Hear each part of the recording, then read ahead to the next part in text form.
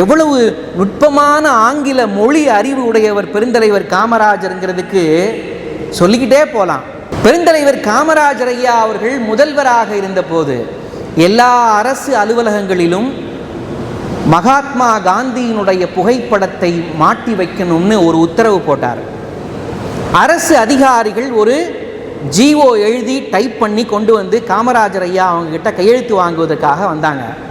என்ன எழுதியிருந்தாங்க அப்படின்னா, காந்தியினுடைய படத்தை எல்லா அரசு அலுவலகங்களிலும் ஹேங் செய்யவும் அப்படின்னு எழுதியிருந்தாங்க.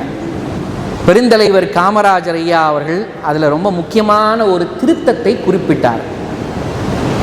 ஹேங் செய்யவும்னு எழுதக்கூடாது. ஹேங் செய்யவும்னு எழுதுனா தூக்கில் தொங்க விடணும்னு அர்த்தம் வந்துடும்.